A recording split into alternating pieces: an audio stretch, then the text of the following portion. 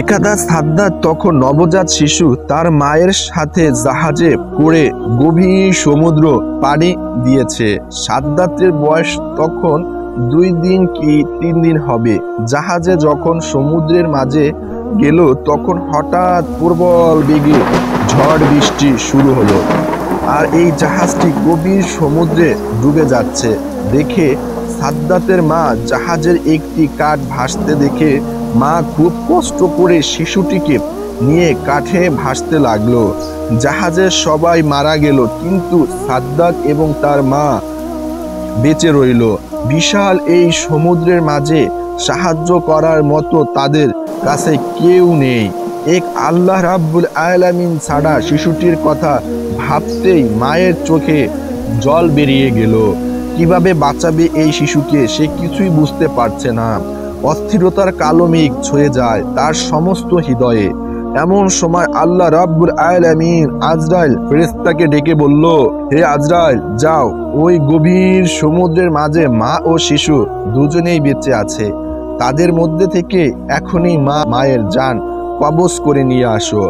আজরাইল ফেরেশতা হুকুম পাবা মাত্রই বিশাল সমুদ্রের মাঝে এসে দেখলো মা ও তার শিশুকে আদর করছে, দুধ খাওয়াচ্ছে, শিশুকে বাঁচানোর অপ্রাণ চেষ্টা করছে। এটা দেখে আজরাইল ফেরেশতার একটু দুঃখ হলো। সে মনে মনে বলল, হে আল্লাহ, এখনই তো মায়ের জান কবজ করব, কিন্তু এই শিশুটির কি হবে? তারপর এক বুক ব্যথা নিয়ে মায়ের জান কবজ করে আজরাইল ফেরেশতা চলে এলো। আল্লাহ তাআলার আদেশে সমুদ্র শান্ত হয়ে গেল। শিশুটি ভাসতে ভাসতে সমুদ্রের কিনারায় এক জঙ্গলের ধারে এসে পৌঁছালো। শিশুটি কান্না করছে, কেননা তার খুব খিদে পেয়েছে। এই জঙ্গলে ছিল বিশাল বাঘ বাঘিনী, তাদেরও বাচ্চা হয়েছিল, কিন্তু তাদের বাচ্চাগুলো কেউ বেঁচে নেই। আল্লাহ তাআলার আদেশে বাঘ শিশুটির দিকে এগিয়ে এলো। শিশুটিকে দেখে বাঘেরও এত মায়া হলো যে শিশুটিকে বাঘ দুধ পান করালো। এভাবেই সেদিন অতিবাহিত হয়ে গেল। পরের দিন একজন জেলে মাছ ধরার উদ্দেশ্যে ওই জঙ্গলের পাশে দিয়ে যাচ্ছিল। এমন সময় হঠাৎ করে তার চোখ গেল ওই শিশুটির দিকে। শিশুটিকে দেখে তার খুব মায়া হলো। সে বলতে লাগলো, হে আল্লাহ, কি সুন্দর দেখতে এই বাচ্চাটা, জানি না এই বাচ্চাটা কার, এমন জায়গায় কিভাবে বাচ্চাটি বেঁচে আছে, তার তো খাবার কিছুই নেই, জানি না কোন মায়ের এই সন্তান। এসব কথা ভাবতে ভাবতে তার এত মায়া হলো, শেষে পর্যন্ত সে বাচ্চাটিকে তুলে নিল এবং বাচ্চাটিকে নিয়ে আপন গোত্র সর্দারের কাছে নিয়ে আসলো। তাদের সর্দার শিশুটিকে দেখে খুবই মুগ্ধ হলো এবং বলল, এই শিশুটি তুমি কোথায় পেয়েছো? তুমি কি জানো এর মা বাবা কোথায় আছে? আমাদের উচিত তার মা বাবার কাছে দিয়ে দেওয়া। তখন লোকটি বলল, সর্দারজি, আমি জঙ্গলের পাশ দিয়ে যাবার সময় দেখলাম জঙ্গলের মধ্যে একটি গাছের নিচে বাচ্চাটি তন্দ্রারত অবস্থায় আছে। আশেপাশে তার কেউ ছিল না। মনে হয় তার বাবা মা ইন্তেকাল করেছে। তাকে দেখে আমার খুব মায়া হলো, এর জন্যই আপনার কাছে নিয়ে আসলাম। তখনই সর্দারজি বলল, ঠিক আছে, আমারও কোনো সন্তান নেই, এই শিশুটির দায়িত্ব আমি নিলাম। আজ থেকে আমি এই শিশুটিকে লালন পালন করব। এভাবেই শিশু সাদ্দাত বড় হতে লাগলো। বাচ্চাটির বয়স 8-9 বছর বয়সে উপনীত হলো। অন্যান্য বাচ্চাদের সাথে সেও মাঠে খেলা করতে যেত। অন্যান্য বাচ্চাদের মধ্যে সে ছিল খুবই সুন্দর এবং স্বাস্থ্যবান। তার মায়াময় চেহারা সকলের আকর্ষণ করত। সে ছিল খুবই স্বাস্থ্যবান এবং চালাক। তার ছিল ভীষণ সাহস। একদিন সে মাঠে খেলা করছিল, তারপর হঠাৎ করে দেখলো কিছু সৈন্য পার্শ্ববর্তী রাস্তা দিয়ে এগিয়ে চলছে। এটা দেখে সবাই ভয় পালিয়ে গেল, কিন্তু বাচ্চাটা সাদ্দাত সেখানেই দাঁড়িয়ে ছিল। সৈন্যদের মধ্যে একজনের চোখ অন্ধ ছিল। সে জানতো অন্ধত্ব দূরকরণের সুরমা একটি মহা ঔষধ। তাই সে যখন যেখানেই যেত সুরমার খোঁজ করত। রাস্তার পাশে দিয়ে যাবার সময় ওই অন্ধ সেনা একটি সুন্দর কৌটার অনুসন্ধান করলো। সেটি তুলে দেখলো এটি সুরমা কৌটা। এতে করে সে অনেক খুশি হলো। সৈন্যটি কৌটা খুলে তার চোখে সুরমা লাগাতে যাবে, এমন সময় আরেকজন সৈন্য বলল, আপনি চোখ লাগানোর আগে সুরমাটি পরীক্ষা করুন, এই সুরমার মধ্যে ক্ষতিকর কিছু তো থাকতে পারে। তখন সে বলল, কিভাবে পরীক্ষা করব? এবার অন্য একজন সৈন্য বলল, ওই দেখুন, ওই যে বাচ্চাটা দাঁড়িয়ে রয়েছে, ওকে দিয়ে পরীক্ষা করুন।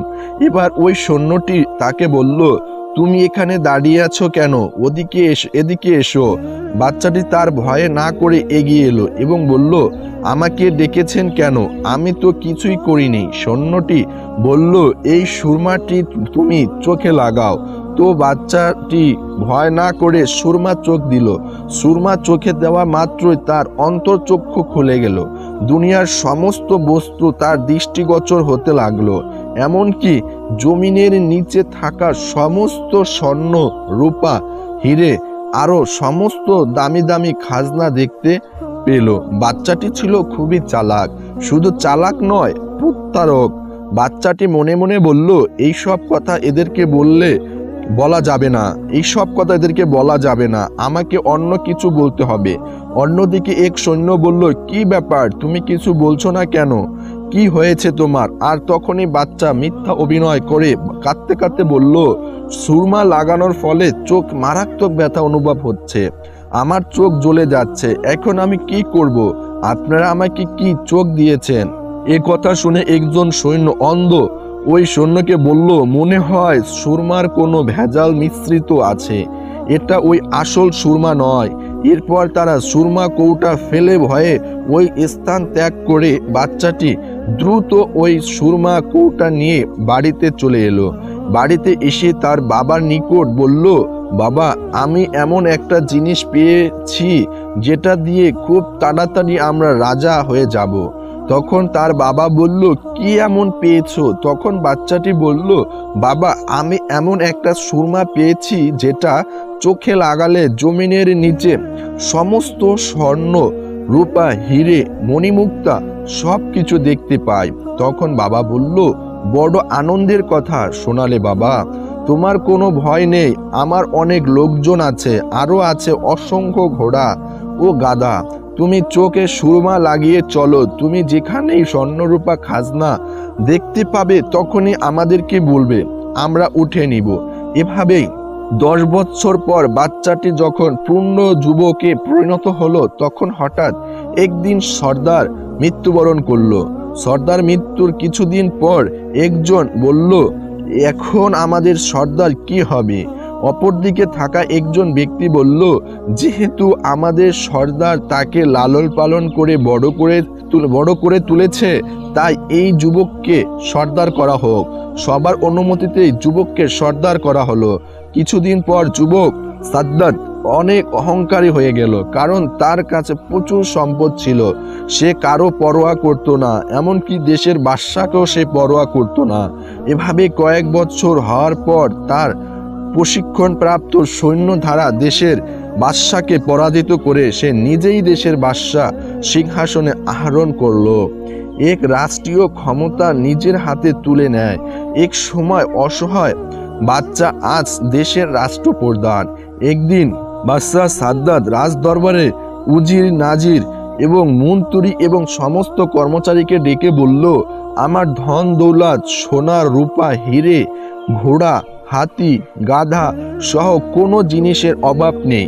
আমার যেরকম সুন্দর চেহারার ধন সম্পদ আছে, তাতে কি আমি খোদা হবার উপযুক্ত নই? তখন সেখানকার উপস্থিতি থাকা মন্ত্রী, উজির ও নাজির সকলেই একসাথে বলল, নিশ্চয় এত যার ধন দৌলত, দালান কোঠা, হাতি ঘোড়া সবই তো আছে। তুমি যদি খোদা না হও, তাহলে এই দুনিয়ায় খোদার উপযুক্ত আর কেউ এত সুন্দর ভরা মণিমুক্ত, হিরে জহরত, এত কর্মচারী, এত লোক সবাই তো আছে, তাহলে তুমি খোদার উপযুক্ত। তখন বাদশাহ সাদ্দাতের আরো অহংকার বেড়ে গেল। সে তখন বলল, কাল থেকে এই দেশে কোনো মানুষই যেন গাছ পূজা বা পাথর মূর্তি পূজা না করে। সবাই যেন বাদশাহ সাদ্দাতকে পূজা করে। আসলেই বাদশাহ সাদ্দাতের উপর কথা বলার মতো সাহস কারো ছিল না। বাদশাহ সাদ্দাতের হুকুমের মতো পরের দিন থেকে তারা সৈন্যদের দেশের বিভিন্ন প্রান্তে বেরিয়ে পড়ল। একটি স্থানে গিয়ে তারা ঘোষণা করল, আজ থেকে এই দেশের কেউ মূর্তি পূজা করবে না, তার বদলে বাদশাহ সাদ্দাতকে পূজা করবে। যদি এই হুকুম কেউ অমান্য করে তাহলে তাকে মৃত্যুদণ্ড দেওয়া হবে। এই কথা বলার পর তার সৈন্যবাহিনী সেখান থেকে চলে গেল। এদিকে হযরত হুদা আলাইহিসসালাম মূর্তি পূজা ছেড়ে সকলকে আল্লাহর রাস্তায় আসার জন্য আহ্বান করছে, আল্লাহর দ্বীন প্রচার করছে। কিন্তু বাদশাহ সাদ্দাতের সৈন্যদের মুখে এমন কথা শোনার কিছুদিন পর হযরত হুদ আলাইহিসসালাম বাদশাহ সাদ্দাতের দরবারে এসে হাজির হলেন। হযরত হুদ আলাইহিসসালাম বললেন, হে বাদশাহ সাদ্দাত, তুমি নাকি নিজেকে পূজা করতে বলেছ, তুমি নাকি খোদা এই দাবি করছো? তোমার এত সাহস কে দিয়েছে? এখনো সময় আছে, এক আল্লাহর প্রতি ঈমান আনো। হযরত হুদ আলাইহিসসালামের সাহস দেখে রাজ দরবারের সবাই অবাক হয়ে যায়, যার ফলে দেশের সমস্ত মানুষ, উজির নাজির মন্ত্রী, এমনকি নিজের বেগমও কথা বলতে পারে না। সেখানে একজন দরবেশ কিনা তাকে উপদেশ দিচ্ছে, কি এই ব্যক্তি, তারা কেউ বুঝতে পারছে না। পাশে থাকা তার মন্ত্রী বলল, হুজুর, কে এই ব্যক্তি যে আপনার উপর কথা বলে? তার সাহস তো কম না। তখন বাদশাহ সাদ্দাত প্রচণ্ড রেগে গেল, উচ্চ স্বরে গর্জন করে উঠল, তোমার আল্লাহকে মানতে যাব কিসের জন্য? আমি নিজেই খোদার মতো। তখন হযরত হুদ আলাইহিসসালাম তখন বাদশাহ সাদ্দাত প্রচণ্ড রেগে গেল, উচ্চ স্বরে গর্জন করে উঠল, তোমার আল্লাহকে মানতে যাব কিসের জন্য? আমি নিজেই খোদা। তখন হযরত হুদ আলাইহিসসালাম আল্লাহ পরম করুণাময়, তিনি আপনাকে দুনিয়ার সুখে রাখবেন এবং মৃত্যুর পর তোমাকে বেহেশতে থাকতে দিবে। এ কথা শুনে বাদশাহ সাদ্দাত বলল, তোমার আল্লাহ কি আমার চেয়েও সুখী? হযরত হুদ আলাইহিসসালাম বললেন, নিশ্চয় আল্লাহ তাআলা নেক বান্দাদের জন্য বেহেশত তৈরি করেছেন। দুনিয়া ছেড়ে চলে যাবার পর পরকালে বেহেশতে রয়েছে অতুলনীয় শোভা, অফুরন্ত সুখ। সেখানে কোনো কিছুর অভাব নেই।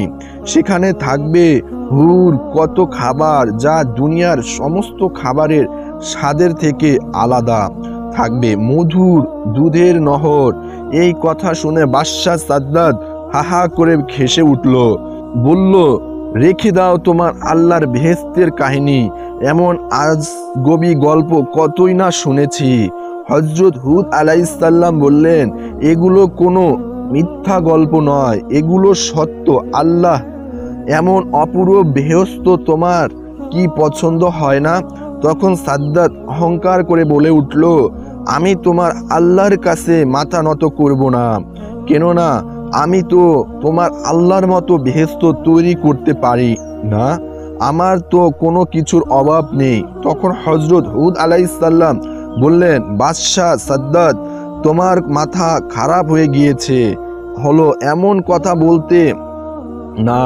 আল্লাহ যা করতে পারে তুমি পৃথিবীর কোনো মানুষ কখনোই করতে পারবে না। সাদ্দাত তখন অহংকার করে হেসে বলল, মুখ্যরা এমন কথা বলে, আমি নিশ্চয়ই পারবো। আমার টাকা পয়সা, কর্মচারী, কোনো কিছুর অভাব নেই। আমি তোমার আল্লাহর মতো একটি বেহেশত বানিয়ে দেখিয়ে দিব। সাদ্দাতের কথা শুনে হযরত হুদ আলাইহিসসালাম প্রচণ্ড রেগে গিয়ে বলল, মূর্খ বাদশাহ, এত বড় স্পর্ধা তোমার, এত অহংকার, কিছুতে আল্লাহ তাআলা সহায় করবে না। বাদশাহ তখন প্রচণ্ড রেগে গিয়ে হযরত হুদ আলাইহিসসালামকে সেখান থেকে তাড়িয়ে দিল। কিছুদিন পর বাদশাহ সাদ্দাত তার সমস্ত উজির নাজির, মন্ত্রী এবং কর্মচারীকে ডেকে বললেন, আমি দুনিয়াতে বেহেশত তৈরি করার সংকল্প করেছি, সুতরাং তোমরা উপযুক্ত জায়গা সন্ধান করো। হুকুম মাত্রই সারা দেশের সৈন্যবাহিনী জায়গায় অনুসন্ধান করতে লাগলো। অনেক অনুসন্ধান করার পরে একটি জায়গা সবার পছন্দ হলো। এই খবর জানানোর জন্য তারা সবাই তাড়াতাড়ি রাজ দরবারে আসলো।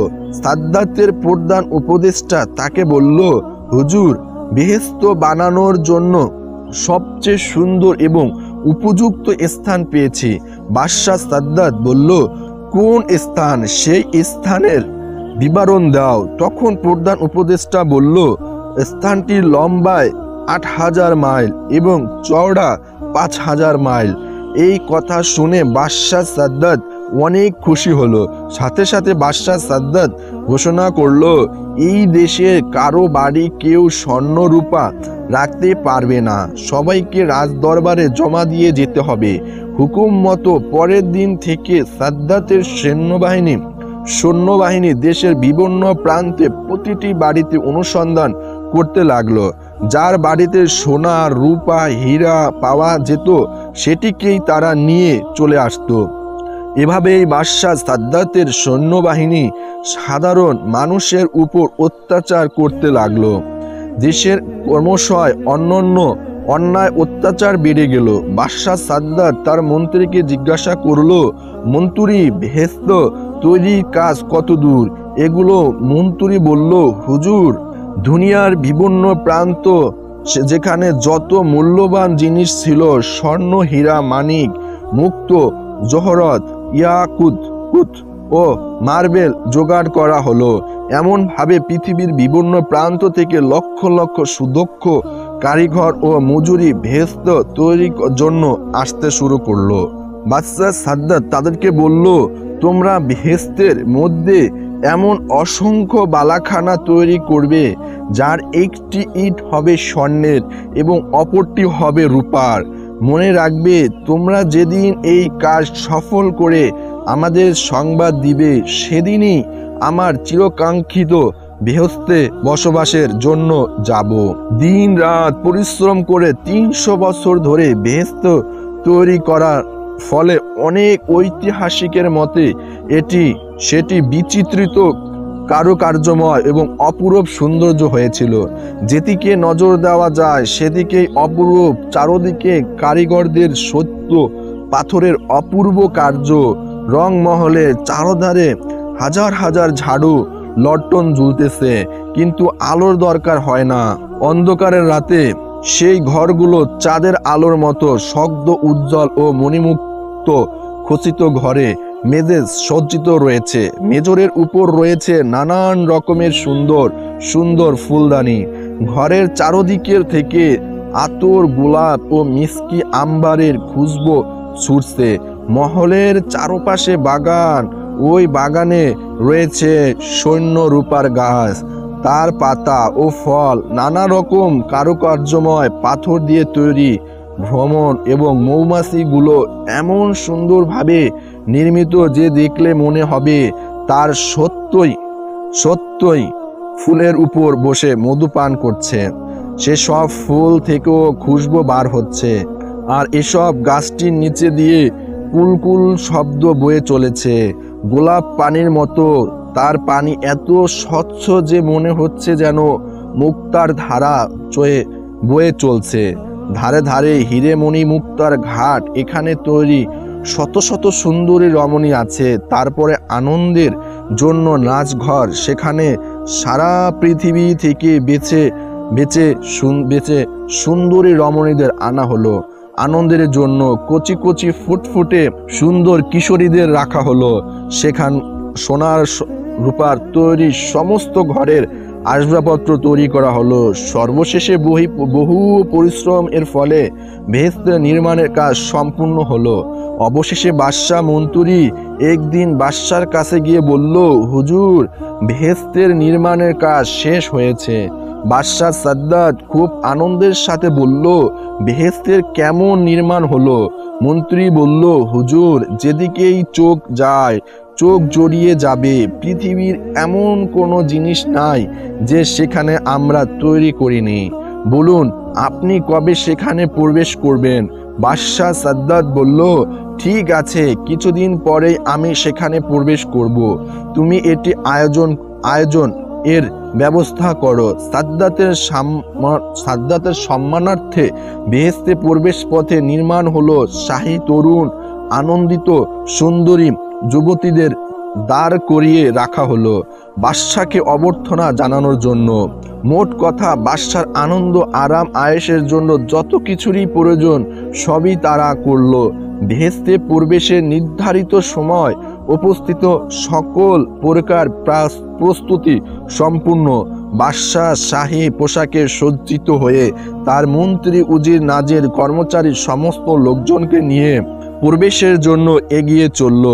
কিছু দূর যাবার পর দূর থেকে নজর পড়ল বেহেশতের একটা অংশ এত চমকপ্রদ যে চোখ ঝলসে যেতে লাগলো। আনন্দে সাদ্দাতের মুখ থেকে কথা বের হলো না। মনে মনে বলল, এই তো আমার বেহেশত, এখানে আমি খোদা হয়ে বসবো।